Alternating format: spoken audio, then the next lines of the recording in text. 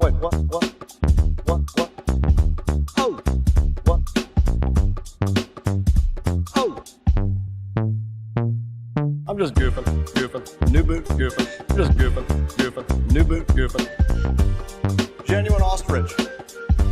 3 payments. Oh! Oh!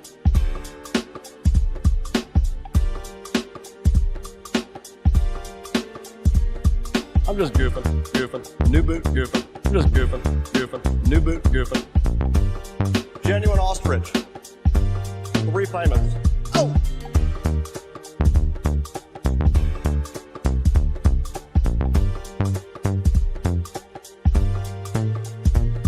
I'm just goofing. New boot, goofing. I'm just goofing. New boot, goofing. Genuine ostrich. 3 payments. I'm just goofing. New boot, goofing. I'm just goofing. New boot, goofing. Genuine ostrich. 3 payments. Oh! Oh! Oh!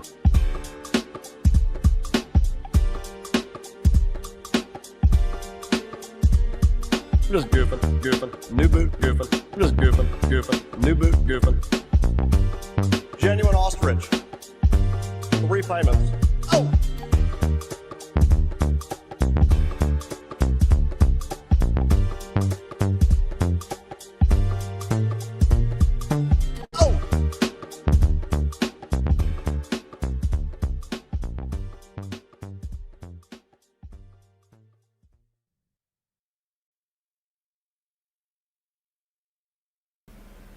Holy shit. Well, wouldn't you know it, Rumble Studios is actually working. Huh. Imagine that. Yeah, maybe I did, Jameson. Maybe I yelled at the right fucking person. Oh, let me fix my camera a little bit. A little sideways. Yeah. Imagine that. Well, I got some interesting watch later content on right now, so yeah. Oh, this came out like 6 years ago, so we're gonna pick this apart. Oh wait, hold on, desktop audio. Go back.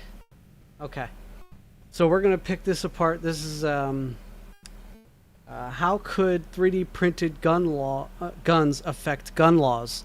I'm gonna do a quick, just quickly tell you, it destroys gun laws. That's the whole point of the 3D printed gun movement. Yeah, it's pretty much to destroy gun control entirely. One of the leading 3D printed guns is called Fuck Gun Control 9mm. Yeah. Anyway. Yeah, we're just diving right in. We're going straight into the content.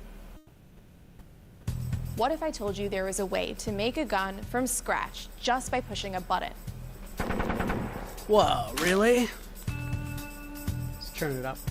The technology is called 3D printing, and it's kind of a big deal. Like possibly change the world big deal.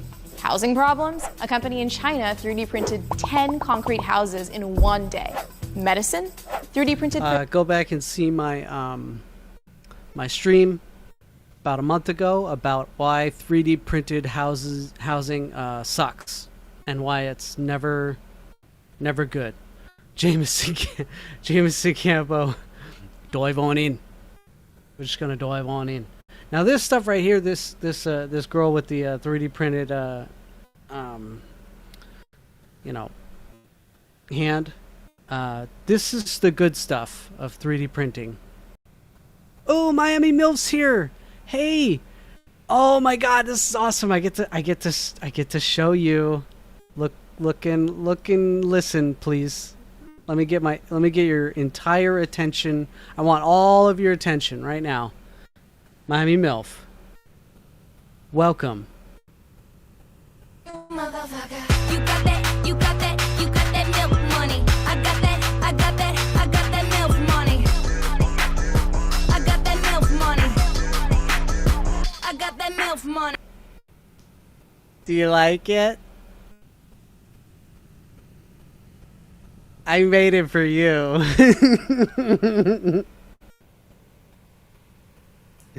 That's your drop.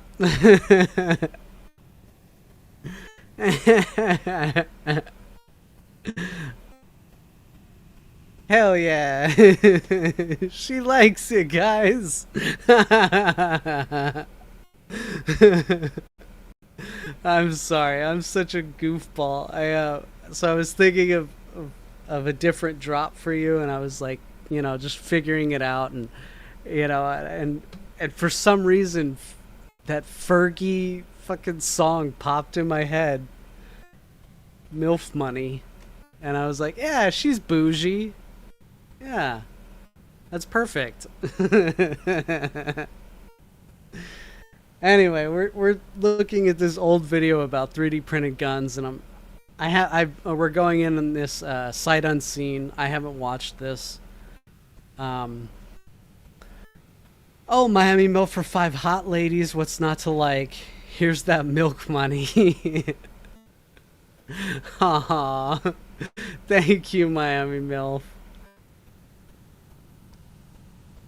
I made that in like 20 minutes. It was very quick. I made another one for Casey, because she kind of looks like Sabrina Carpenter. Here, I'll show you that one. I know she's probably not in chat, but this one's for Casey whenever she shows up.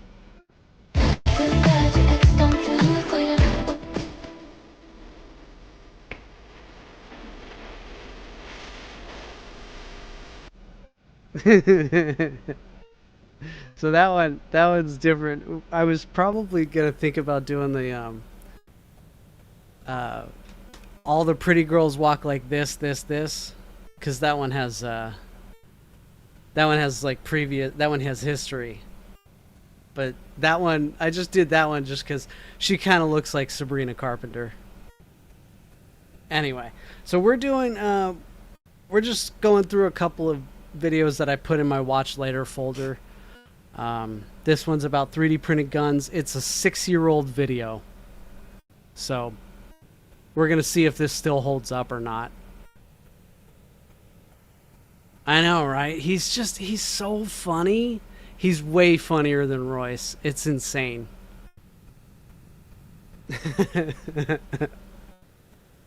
Prosthetics are dramatically reducing the cost and time it takes to get a new limb. Just plain bored, 3D print your own bobblehead. Then there's the more controversial and potentially dangerous stuff, like 3D printed guns. Yep, it's possible to create a fully functioning gun using a 3D printer. Traditional gun making methods require expensive, specialized tools to create a fully functioning. Okay, that's the precursor to the FGC9. I think that's the Mod 1.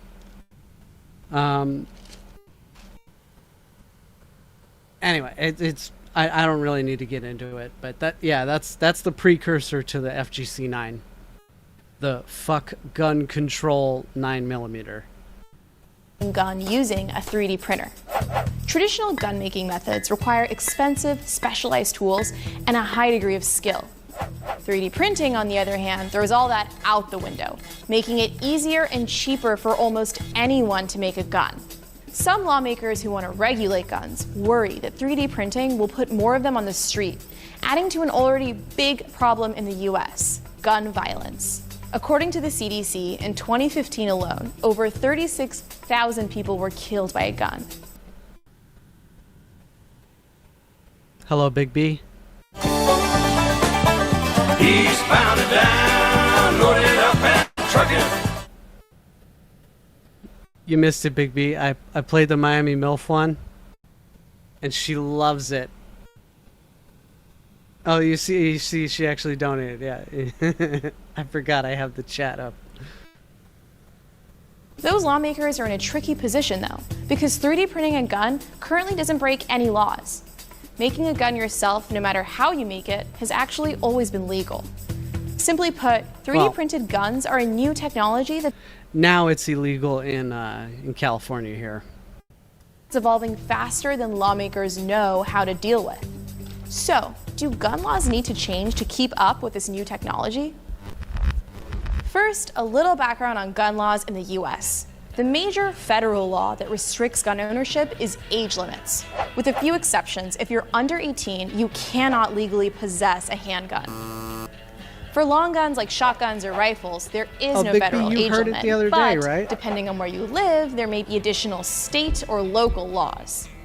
New York State, for example, I gotta come up with something for Apple Eater, but it was this one. Motherfucker, you got that, you got that. Didn't you? You saw that one. Yes, Apple Eater. They did. They're still holding up well. I got them over here. I put them back in their little cheap packaging that I got them from. From the reseller. They're still doing great.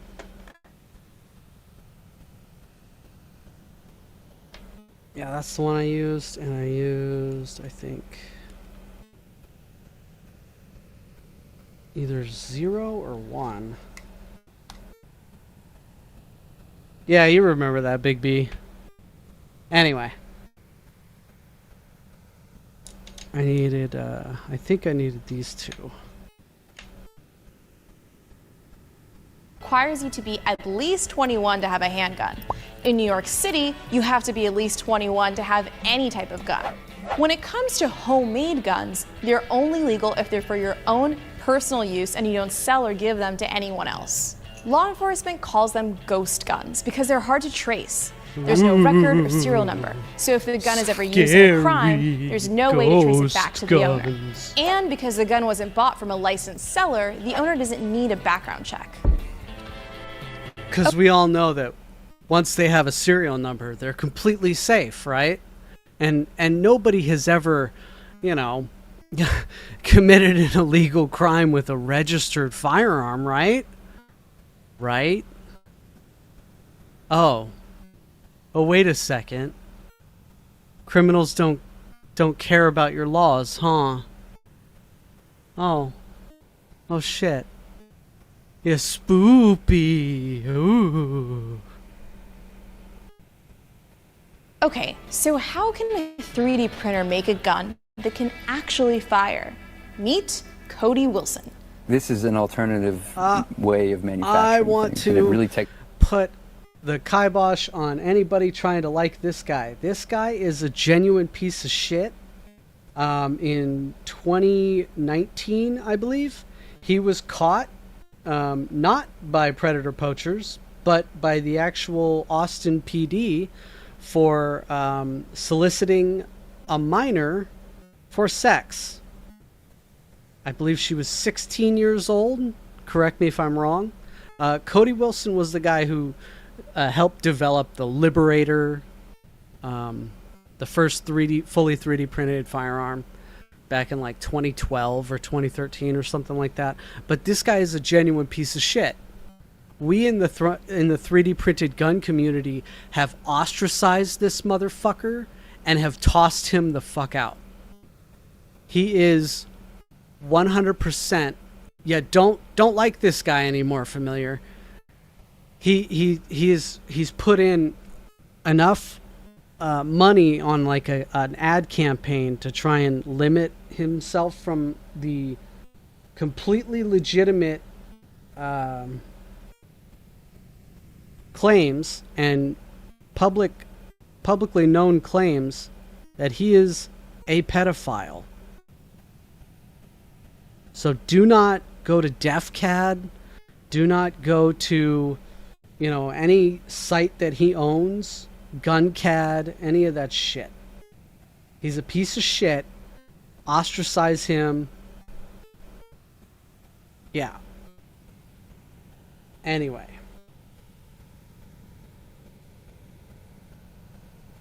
I'm openly calling for his downfall because he's a pedophile.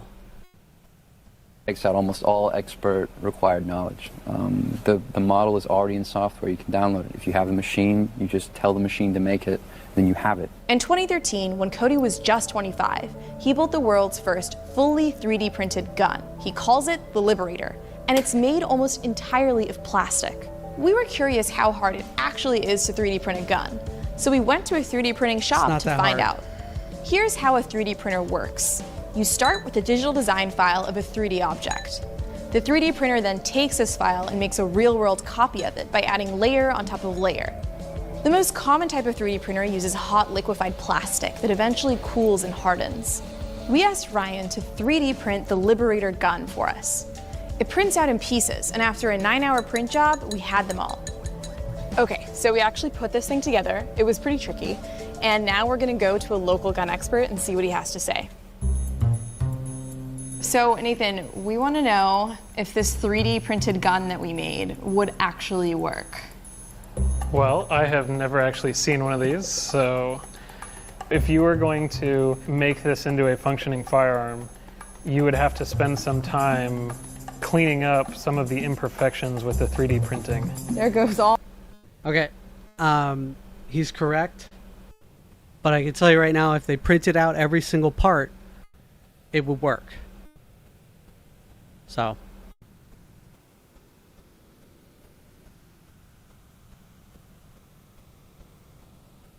Oh, familiar? No, it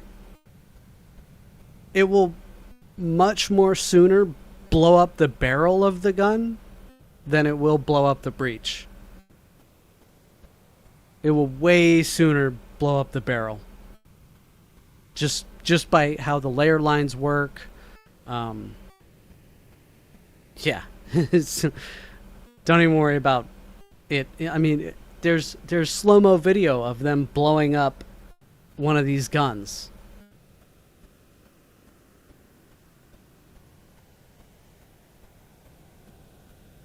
All my hopes for the Liberator.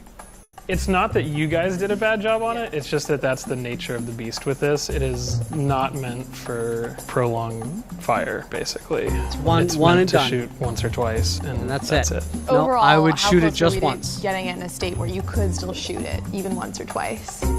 Very close, in my opinion. So it was pretty easy to 3D print a gun, and maybe putting it together was a little more tricky. But are these guns actually being used out there in the real world? Police conducting a drug bust all the way in Australia found one of Cody's Liberator guns. In Arizona, Border Patrol agents recently confiscated an assault rifle that was modified using a 3D printer. Now, lawmakers in cities and states across the country are struggling to figure out how they should deal with 3D printed guns. Philadelphia was concerned that 3D printing would put more guns on the street, so it became the first and only city to outright ban them. And more recently, California passed a law requiring anyone who makes a homemade gun to apply for a serial number and pass a background check. That law goes into effect in January 2018. Everywhere else in the country, 3D printing a gun is still largely unregulated. So, now we want to hear from you. Should federal and state gun laws change to reflect this new technology? Or are the laws as we have them now just fine? Let us know in the comments below. And don't forget to subscribe. They're not fine. See you all next time. They were never fine. All gun laws are oppression. Alright. Next video. Combining 2D sublimation. Oh, this one's cool. So this guy teaching tech, I think he figured out a nice little way of doing a full color, kind of full color printing. Oh, and here's the, if you look at the this machine over here. Oh my God, it's FOMO! Imagine advocating to make the government bigger. Like that's the biggest loser energy ever. Okay. But back to what I was saying. So this machine, this 3D printed machine that's kind of cut off out of frame, that right there is the Bamboo Labs A1. I think it's called the A1. That's what I would recommend everybody to get if you were to get a 3D printer, get that one, that Bamboo Labs A1. You can look it up online. Here, let me type it in.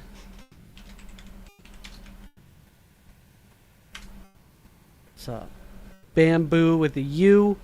If you're looking for a 3D printer and you're in the market for one, go for it. Go for that one. Oh, and before I get too far into it, support me at coffee.com/goofyboots.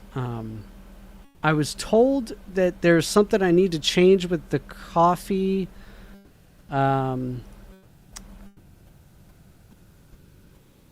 was told that it's... Oh, here we go. Yeah. So, yeah, there we go. Minimum yeah, I fucked up. So apparently you could only donate $5 minimum. I'm not okay with that. I'm okay with a $1 minimum. So I'm going to change that right now.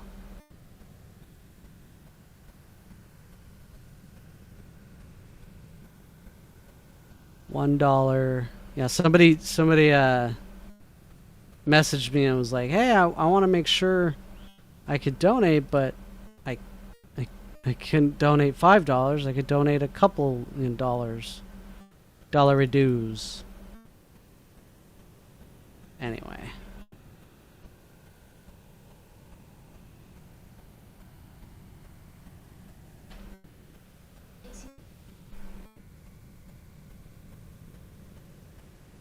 Doot. Is that right? Did I get it right?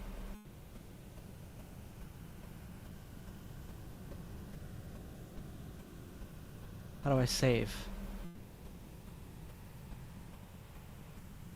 Okay, well, back to the content. Sublimation techniques with 3D printing, we can achieve full color, photorealistic first layers.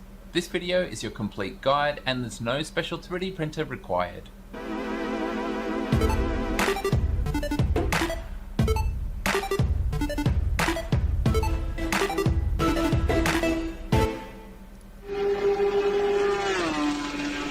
Oh, and if you can't donate through you don't want to sign up for the coffee page, by all means, if you're already set up here for the Rumble rants, $1 is fine for me. I'm okay with that.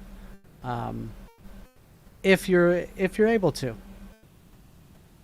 All right. I love it when I get to showcase amazing work from the community, which is what I'm about to do. Recently I was contacted by Johan, who shared a video of a 3D print featuring a full color surface, but printed on a regular single color 3D printer. Johan is from nerds.ph, who provide a range of maker services, including 3D printing and prototyping to the Philippines. Johan invited me to try this technique and invited me to make a video guide. And to help, he shared with me detailed results of his own testing. So full credit to him, and here we go. This technique uses sublimation, so the first question is, what exactly is that? The definition is when a substance transitions directly from a solid to a gas state without becoming a liquid state in between. And specifically what we're concerned with for this video is dye sublimation. A version of this that's very common is when we take a shirt, specifically one made from polyester, and after printing sublimation dye onto sublimation paper, we use a heat press to transfer the dye to the shirt. As you can see, this process is extremely effective, and it's what we're trying to replicate, but incorporating 3D printing in this guide. For those looking to start a business around sublimation, you would typically invest in an industrial quality printer.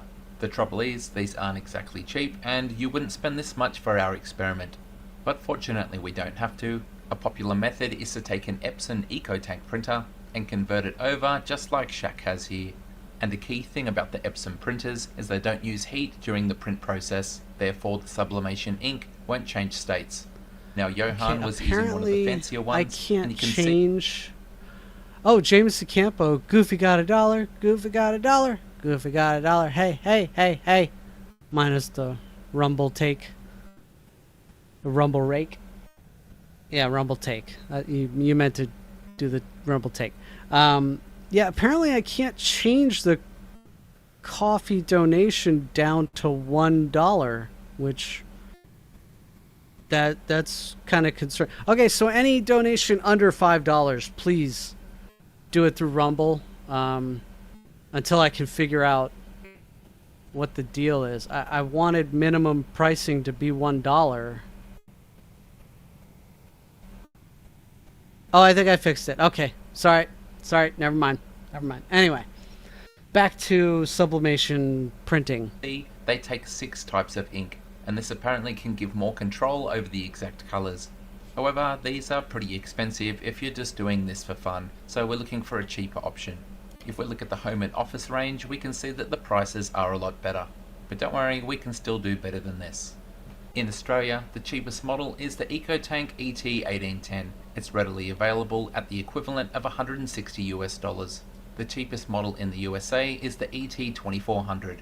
From places like Staples and Walmart, you can pick it up for $180 US. And you might find it cheaper new or secondhand on Amazon, but I caution against getting a secondhand one because, as you'll see, we're not using the regular ink with it. Any machine from the EcoTank range will do, and I understand that many won't want to purchase another 2D printer, but it's worth seeing what this technique can do before making up your mind. We're going to start by preparing our EcoTank printer for sublimation, and in case it wasn't obvious, this will void your warranty. Another thing to note is that the ink that comes with the printer can be sold to offset the cost because we won't be using it at all. However, don't get rid of the bespoke bottles just yet. The special thing about this EcoTank range is that they don't take ink cartridges. Instead, they have ink reservoirs at the front that we fill up just like filling up oil in a car, and the level for each is shown in these front windows. The easiest way to set up the printer is to download the official app. After pairing with the printer, one of the first things you'll be asked to do is to load up the ink. Although of course we're going to load up some sublimation dye rather than the ink that came with the printer. Typically these are gravity filled, however the top of the ink bottles have a special valve on them that interfaces with the slot and prevents any spills. The problem here is that the sublimation dye bottles do not have the matching nozzle, so we need to do some problem New solving. Boot Goofin from Big Trucker. Uses 3D printed bottle adapters Hey. combined with a 3D printed funnel that goes on the printer to Thank you, minimize the Big mess B. when adding dye.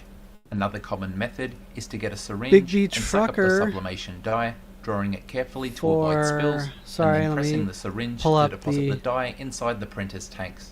Alternatively, you could empty the ink bottles that came with Here's the printer, $1 transferring it into another container times before 5 thoroughly plus a washing the ink free bottles and their special kissy cap, face. and then Thank pouring you the very much. sublimation dye $5 from into Big the B original clean Trucker. bottles. Eastbound and down, loaded up and Turn that down a little bit. Sorry, I didn't realize I was blasting it to you guys. I had it turned down for me, and it was blasting to you. Sorry about that. Let's try that one more time, just to make sure. Let me double check. eastbound and down, That's loaded better. up and trucking. Yeah, that's better. Hey, if I'm ever fucking up on the audio, let me know. I'm still figuring this stuff out. That's not crusty.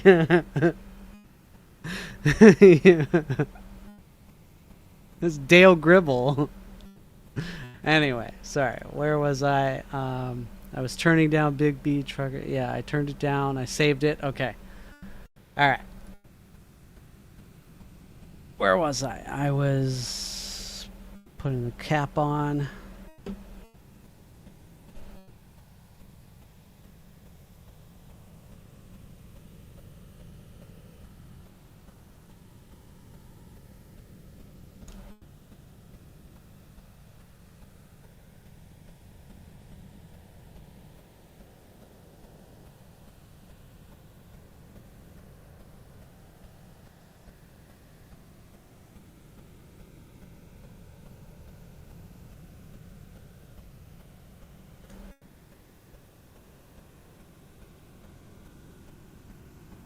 This was by far one of the hardest things I've ever had to do. Right here.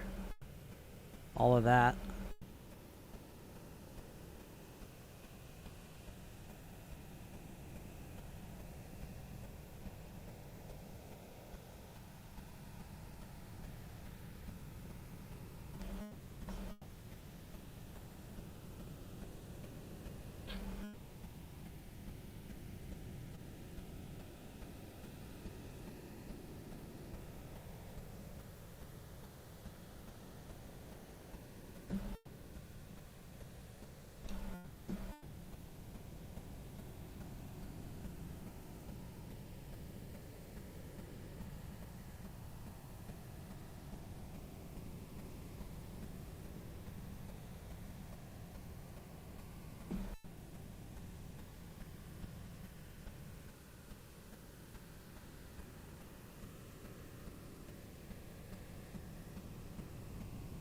And shout out to Susie Q for the idea with the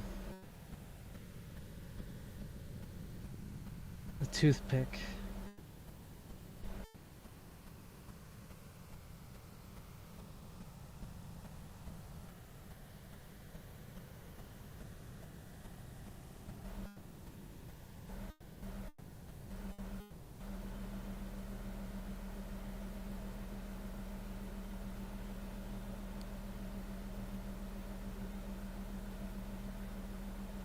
Oh, is the video muted? I'm sorry. Proof paper from underneath, the shirt is ready to go. Let's start with a t-shirt and rekindle the bromance by picking my friend Sam Prentice, with me shamelessly stealing this image from his Instagram. I've linked it below, go and follow him. I then pasted it into Photoshop, cut out the background, cropped it, and... Oh! I got one. Hold on. Let me get it. Where is it? Is that the one?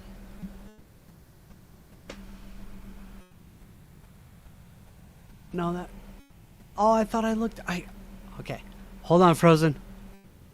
Hold on, wait up a second. Don't go nowhere.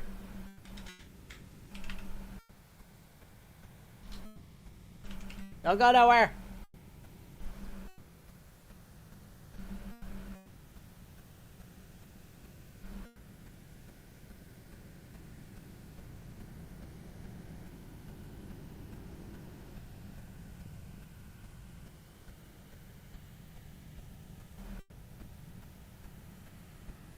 Hold on.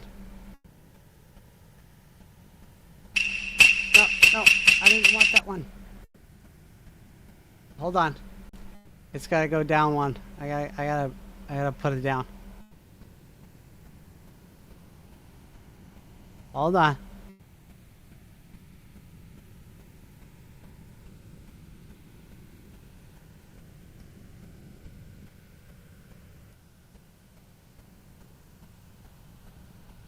I'm doing this on the fly.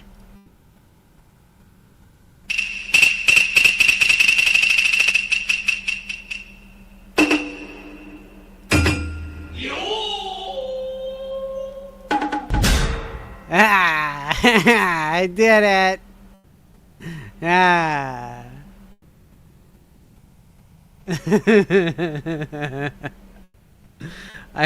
I knew I had that one on. I feel bad. I'm sorry. I thought I put it in. Sydney A. Olson 5446 $5 says $1 after all the tax. Accurate.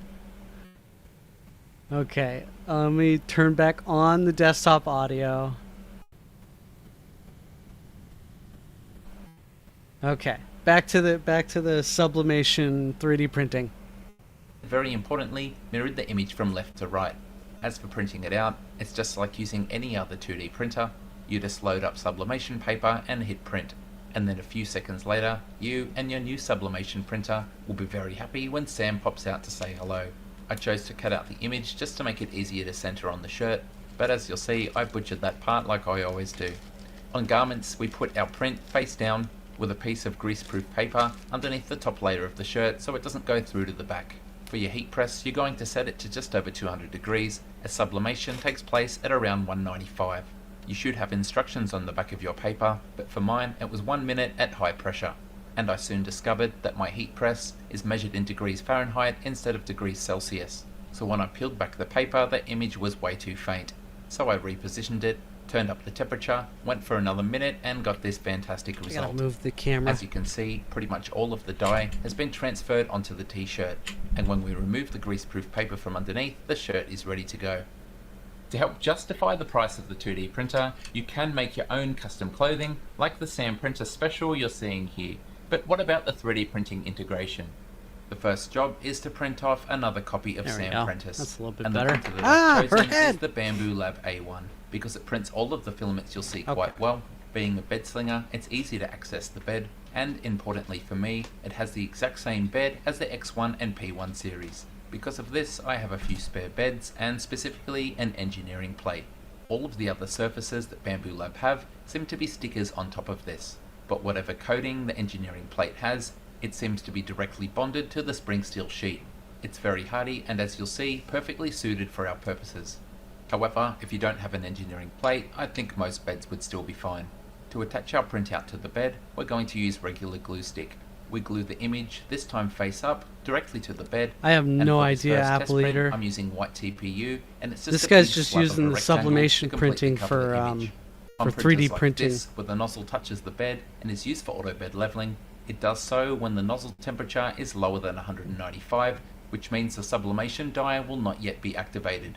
Thank you for the as Johan retweet, discovered with a lot Frozen of trial Asian. and error, as the printer lays down the first layer, there's sufficient heat and pressure to activate the die and transfer the image onto the bottom Thank of you, the FOMO, print. for the There are retweet. print settings that we need to change to get the best results, and we'll cover those in detail in the next portion Thank of you, the video. Avon, for the But retweet. for now, this was just dipping my toe in the water, which is why it's so ridiculous that I picked such Haven't a large seen him in image, here. as this print took around 4 hours. But when the print was done, I pulled back the Okay. TPU and was quite excited to find the image transfer was excellent, especially for a first attempt. And I'm so glad that Sam Prentice was here to share it with me. That's the proof of concept complete, so let's go over the best settings. To formulate this guide, on top of all the incredible notes and settings that Johan had given to me, I printed out a grid of Sam Prentices and 3D printed a disc into the middle of each so I could quickly Where's compare my- back-to-back settings. Oh. Small changes can make a significant difference, so let's jump in. The first thing we need to do is set up our slicer to have low and slow first layers. For this process, we want a ridiculous amount of first layer squish. We don't want any gaps at all in between the extrusions, or we'll see them in the image. Now, some of what you're seeing here is just paper stuck to the surface, and you'll find that that and any residue brushes off even under cold water, but any gaps in the extrusion will remain in the finished image. Here I've saved the sublimation profile, so let me take you through the changes. You want your first layer speed for both the first layer and infill to be nice and slow. We're talking 5mm per second, and maybe something around 10mm per second tops if you're impatient. This does greatly increase the print time, but the rest of the print will run at normal speed at least. Your filament profile won't need much change, because no doubt the first layer temperatures will be above 195 regardless of the filament. But just make sure you have part cooling turned off for at least the first 2 layers. I tested TPU, PLA and PETG with similar results for each. The prints stick really well to the sublimation paper, so heated bed temperature is not critical. I use 60 degrees or more like I normally would depending on filament. That's the slow, but what about the low? On a Marlin 3D printer, we can just change our Z offset, moving the nozzle down to create more squish. The same goes if we're running a clipper machine. It's very easy to get some more squish. However, I'm on a Bambu Lab printer and they don't offer direct control of first layer squish. But that doesn't mean there's not a way. If we come to our printer settings and then machine G-code, we can click the edit button for the Yeah, you start can G-code edit that and then right in the scroll all G-code. the way to the bottom. And here we see a section of conditional G-code adding extra squish for the textured PEI plate. There's nothing to stop us from copying this line and then pasting it just after the conditional section where we can Oh, Frozen, so you missed,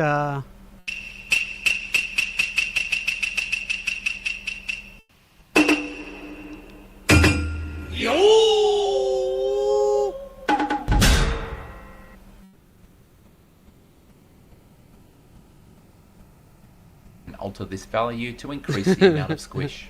You'll need to do some trial and error here, but I lowered mine bit by bit, arriving on a final value of minus 0.12.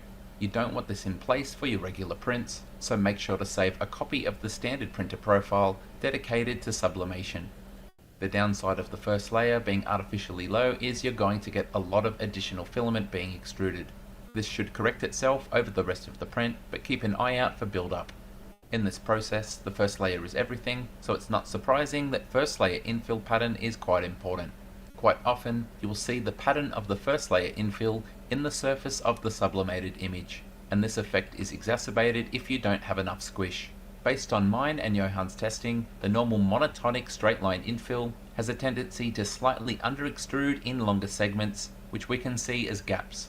I would suggest changing to an infill pattern, such as concentric, that shortens the extrusions as much as possible. Yet in these examples, we can see in the longer sections at the outside, we start to have the gaps again.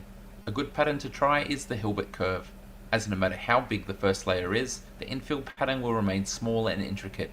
Sometimes you can still make out the pattern, but generally it's a lot more subtle.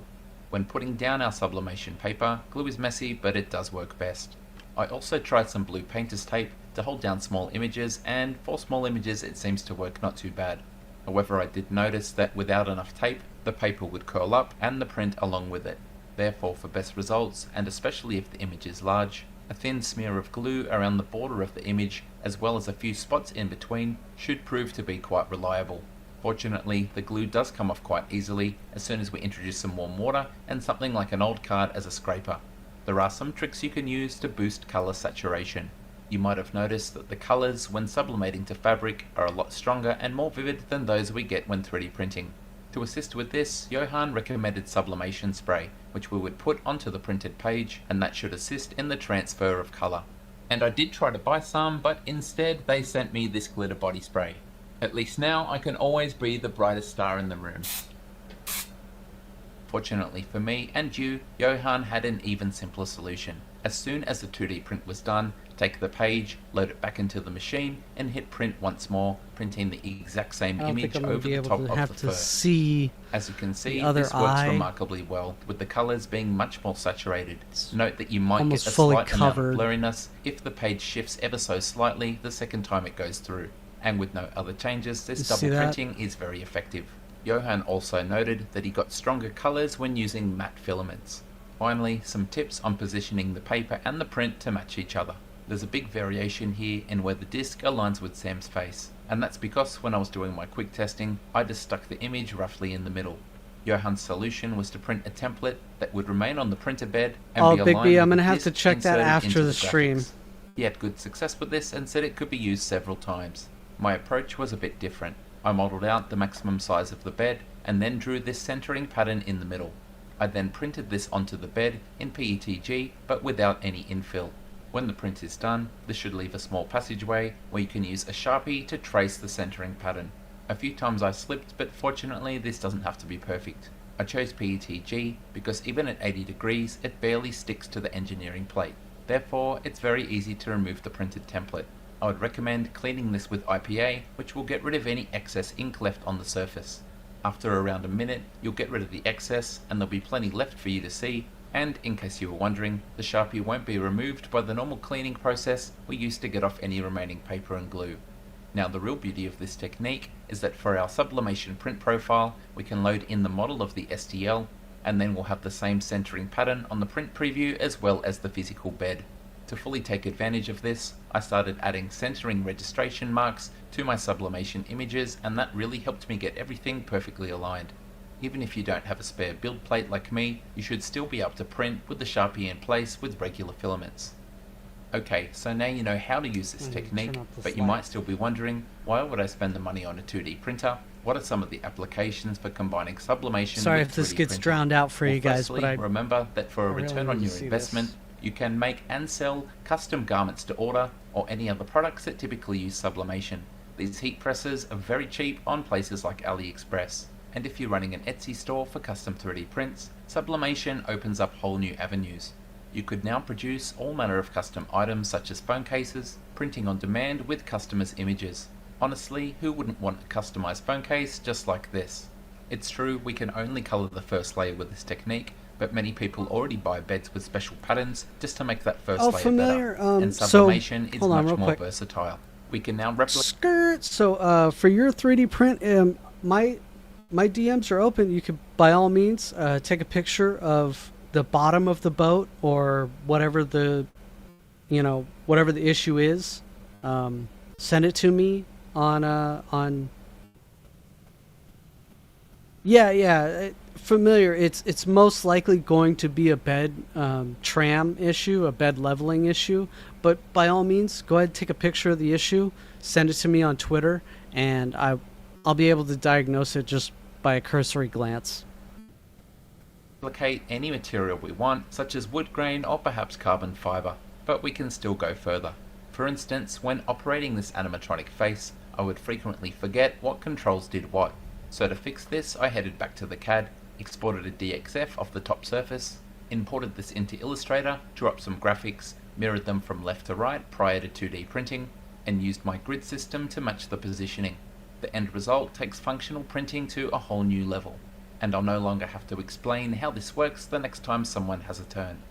And finally, we get great benefits by making our items truly 3D.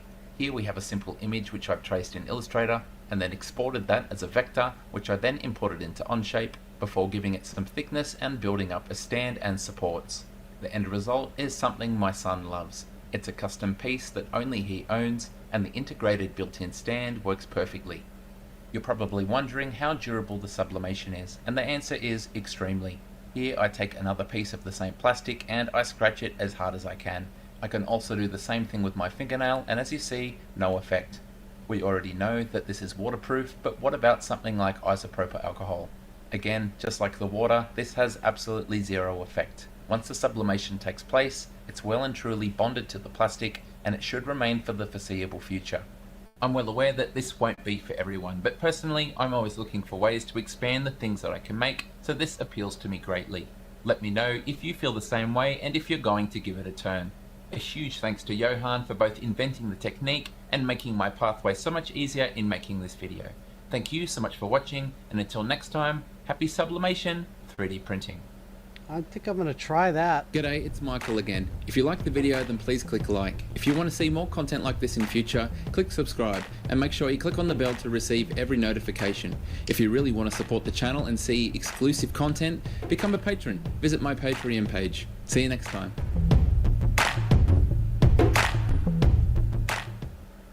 This is TPU, and under this line it's still Okay. wet, but above this line it was instantly. This one is called Why Are We Drying Filament This Way? And he's referring to needing to dry either TPU filament or PETG filament. This is two different kinds of material. The TPU filament that is used is flexible. Here, hold on. Okay, so here's a vise that I made, 3D printed. Obviously, it's I mean, it's not gonna impart any crazy amounts of force, but it will hold things if you need it to. Okay, this is PETG. It's very it's tough. It's the same kind of plastic as the let's see, do I have an old bottle? Yeah, of plastic water bottles. Plastic, you know, same plastic. PET. Thank you, Big B. I did not design this, by the way. Anything that you see that I have, I haven't designed anything. So this is PETG. It needs to be dried in order to print correctly. I will, James. I will just, you know, I'll try and remember. And this is TPU. It's just the soft jaws right here that I use. This is TPU, thermal plastic or thermal polyurethane, and it's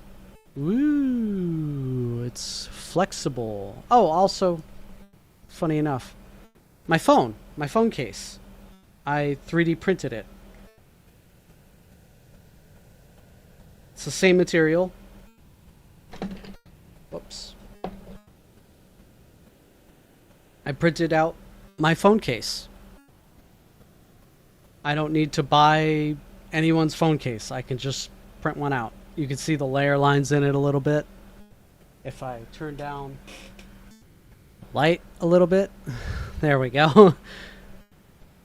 So yeah, and I can, you know, I could still use my fingerprint reader on the back. Hold up.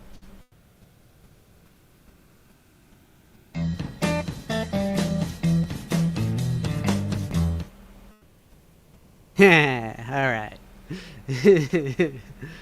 But yeah, so that's the difference between the two different kinds of materials that you would have to use for drying filament. So PETG is the same kind of plastic, bottle plastic, except it's glycol modified. Same kind of plastic as this.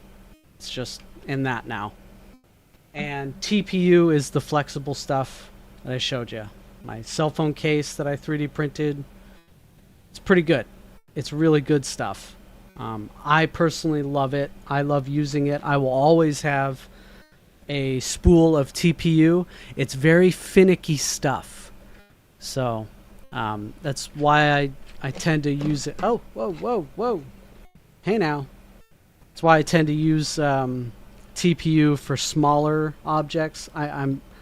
This is the biggest TPU object I've printed. This cell phone case holder. Yeah. Anyway, so yeah, this is the 3D printed vise that I've printed out. I'm still trying to work on it. There's still a couple of issues with it, with the 3D printed threads.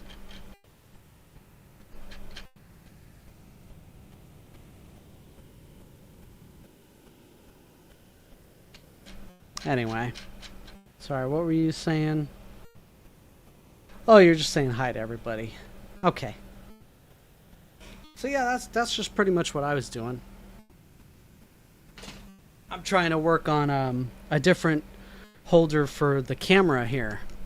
Yeah.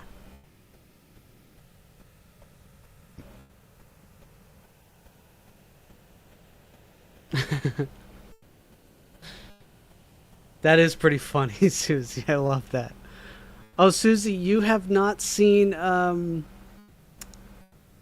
So, there's a couple more drops that I made. And I want you to see them. Because they're funny. Here's one for Miami MILF. You motherfucker. You got that, you got that, you got that milk money. I got that, I got that, I got that milk money. I got that milk money. I got that milk money. Yeah. And then there's one for Casey.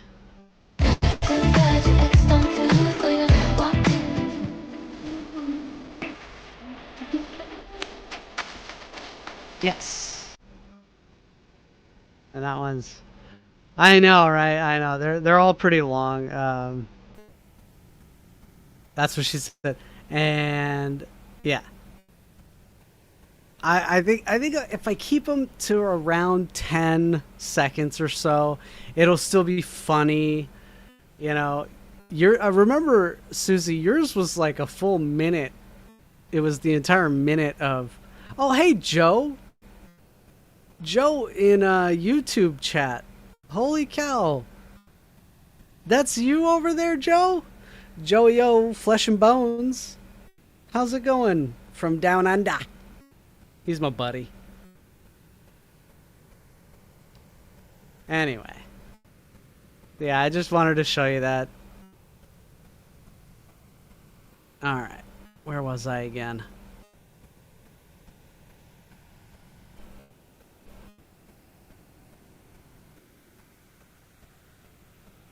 Well, I mean, of course she said it, just not to me.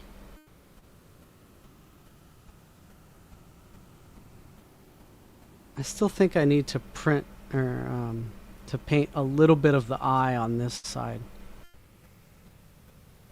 You could barely see it at the right angle. Yeah, I think I'm still gonna paint her eye. Okay, sorry, I got distracted.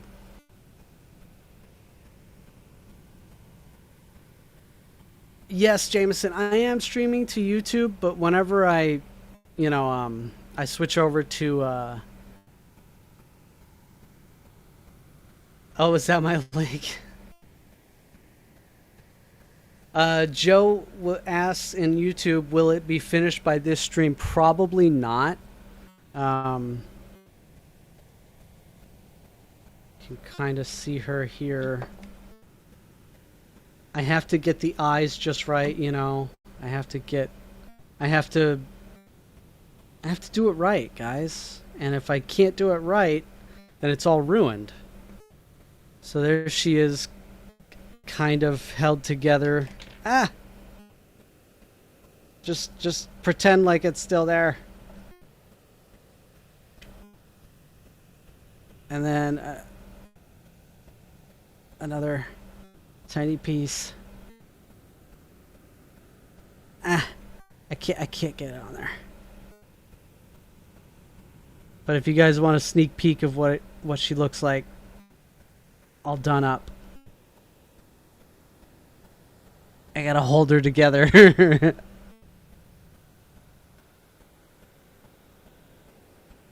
Yeah, if I stop yapping.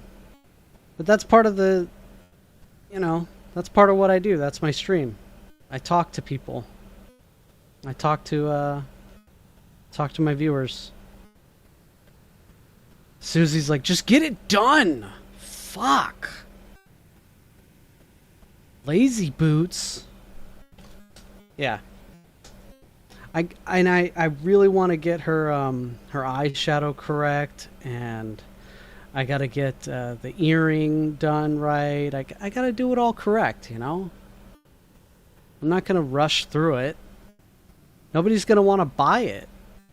Which, by the way, another thing I have to do. I have to set up. I have to set up the store. Kev the Mev for $5. She is looking good, Goofy. Thank you so much. I appreciate that. This is a labor of love, and I'm trying very hard to make it correct and not rush through it, Susie. God, women. Anyway, back to learning about 3D printing and why we need to dry filaments. And apparently this guy came up with a brand new way of drying filaments like instantly, because this is crazy right here. If you look at this, the earlier layers over here they're really fucked up. They're not good looking, and then suddenly the TPU is dry and it looks, the layer adhesion's perfect. So I'm really interested in this. I haven't seen it. I saved it for the stream. This is TPU, and under this line it's still wet, but above this line it was instantly dried by this pile of tin cans. We have to dry our precious filament, otherwise it looks like this.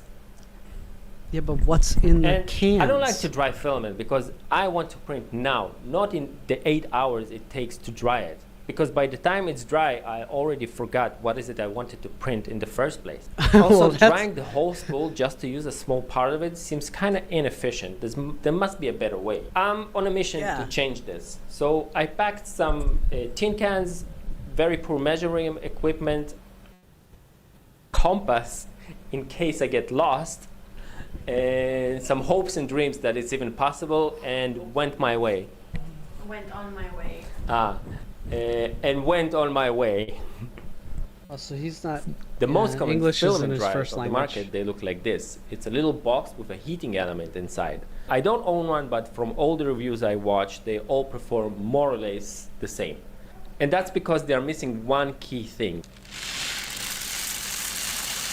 I have one of I these got the idea filament when I dryers. was trying to dry silica gel on my printer bed, and I got some very poor results, even several hours of drying. Then I did what I needed to do in the first place, and that's research.